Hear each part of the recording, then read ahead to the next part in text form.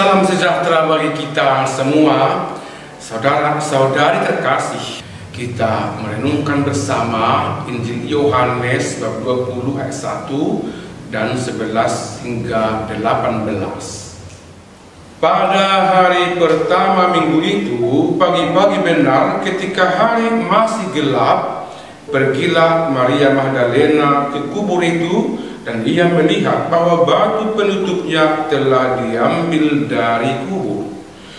Namun Maria berdiri di luar kubur itu dan menangis.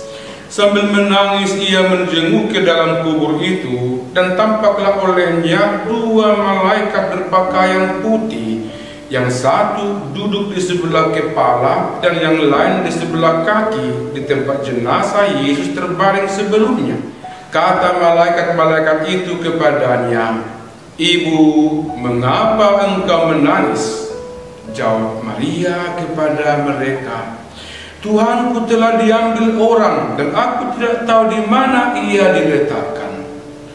Sesudah berkata demikian, ia menoleh ke belakang dan melihat Yesus berdiri di situ, tetapi ia tidak tahu bahwa itu adalah Yesus.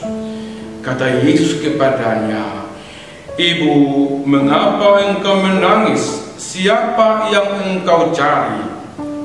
Maria menyangka orang itu penjaga taman, lalu berkata kepadanya, "Tuan, jikalau Tuan yang mengambil dia, katakanlah kepadaku di mana Tuan meletakkan dia, supaya aku dapat mengambilnya."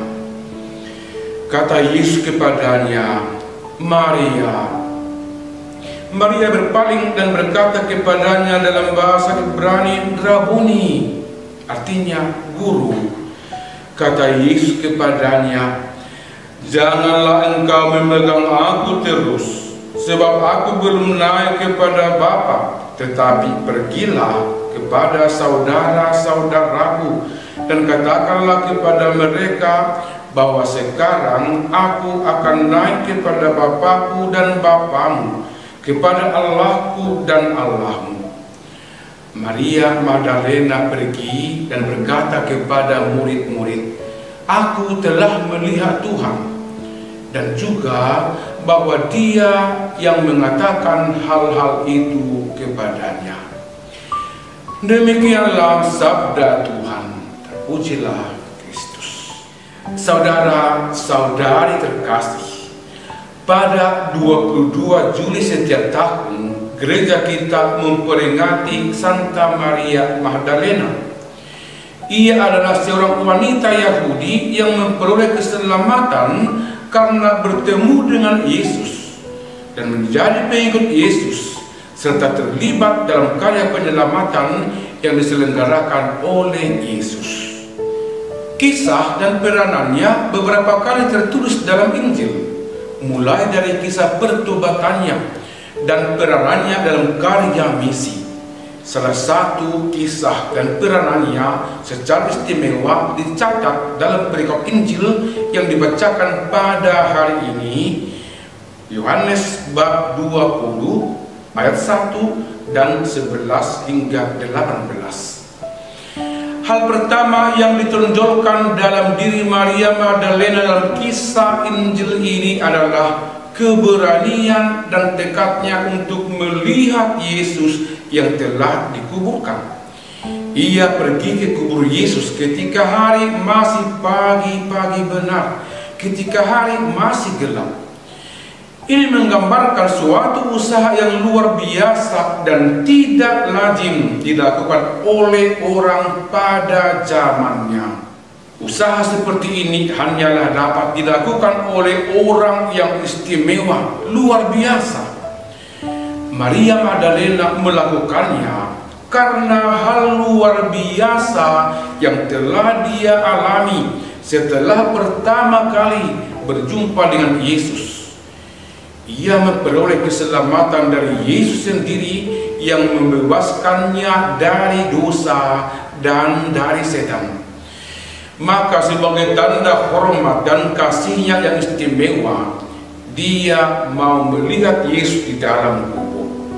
Dengan itu dia juga hendak menunjukkan imannya secara total, tanpa rasa takut dan gentar akan suasana mencekam dan mengancam. Suasana mencekam itu semakin terasa baginya saat melihat batu penutup makam Yesus telah diambil dari kubur. Hal itu segera dia beritahukan kepada Petrus dan murid yang lain. Kedua murid itu segera melihat makam Yesus, dan mereka tidak melihat Yesus di dalam kubur. Mereka pun percaya bahwa Yesus bangkit, sebagaimana telah dikatakan kepada mereka ketika Yesus bersama dengan mereka. Akan tetapi Maria Magdalena tampaknya belum puas dengan apa yang dia lihat. Dia sungguh ingin melihat Tuhan. Karena itu dia masih bertahan di luar kubur dan menangis karena dia tidak melihat Tuhan. Usahanya untuk melihat Yesus masih dilanjutkan lagi ketika dua malaikat menyapanya dan bertanya tentang siapa yang dia cari. Maria Magdalena memberi jawaban, "Tuhanku telah diambil orang." Dan ia menyatakan niatnya untuk menemukan Yesus. Dengan jawaban itu, ia bersungguh mengakui bahwa Yesus bangkit. Hingga akhirnya ia sampai pada pengakuan yang pasti bahwa Yesus bangkit setelah seseorang memanggil namanya Maria. Sungguh, dengan itu ia sadar bahwa Yesus memanggilnya. Ia pun melihat Yesus yang bangkit dan ia percaya. Ia tidak hanya melihat Yesus, tetapi juga menyentuh Yesus dengan tangannya sendiri. Imannya semakin sempurna, sukacitanya semakin melimpah. Setelah melihat Yesus, ia memperoleh keselamatan kedua. Pertemuannya dengan Yesus yang bangkit membawa ia pada karya keselamatan yang lebih istimewa lagi. Yesus menyadarkan Maria Magdalena bahwa keselamatan yang diterimanya tidak melekat hanya pada dirinya sendiri, tetapi harus diwartakan kepada orang lain. Hal itu disampaikan oleh Yesus sendiri kepadanya dengan mengutusnya untuk pergi menyampaikan pesan Yesus kepada para murid.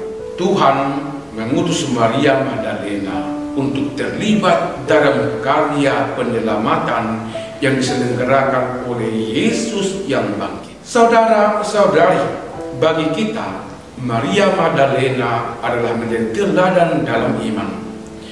Ia telah memberikan contoh istimewa untuk mencari dan melihat Tuhan. Sebagai seorang beriman yang telah dibaptis dalam nama Tuhan, kita pun masih tetap dipanggil Tuhan untuk bertemu dengannya dan melihat Dia secara personal. Usaha yang kita bangun tidak cukup hanya dengan hadir dalam aneka peribadatan yang dirayakan dalam gereja atau lingkungan. Lebih dari itu, Tuhan memanggil kita untuk bertemu dan melihatnya dalam perjumpaan yang menyelamatkan. Seperti Maria Magdalena yang berdiam diri di pinggir kubur, kita pun hendaknya mesti rela berdiam diri di sekitar suasana hati kita yang tampak seperti kubur, mencekam dan mengancam kehidupan dan keselamatan kita. Ada kalanya hati kita tertutup oleh aneka kejahatan, keegoisan, kesombongan, bagaikan batu yang menutup rapat kehadiran dan rahmat Tuhan dalam diri kita. Suasana seperti itu membuat kita menjadi jauh dari Tuhan dan kehilangan rahmat keselamatan. Untuk itu kita dipanggil kembali membangun niat, kesadaran baru dan tekad baru seperti Maria Magdalena. Kita dipanggil untuk mencari dan melihat Tuhan yang berkuasa membebaskan kita dari kubur itu. kita dipanggil untuk sanggup mendengarkan suara Tuhan yang mendekatkan diri dan memanggil nama kita untuk selamat dan terbebas dari aneka kesulitan. Tuhan memanggil kita untuk mengalami sukacita yang menyelamatkan. Saudara-saudari terkasih, keinginan kita untuk mendekatkan diri kepadanya kiranya akan membawa kita pada kepastian untuk mengalami kehadiran Tuhan dan melihat Tuhan dalam perjuangan hidup kita. Semoga sapaan Tuhan berkumandang dalam jiwa kita, yang mengundang kita pula untuk menghidupi rahmat keselamatan dari Tuhan. Pace bene, Tuhan memberkati kita semua.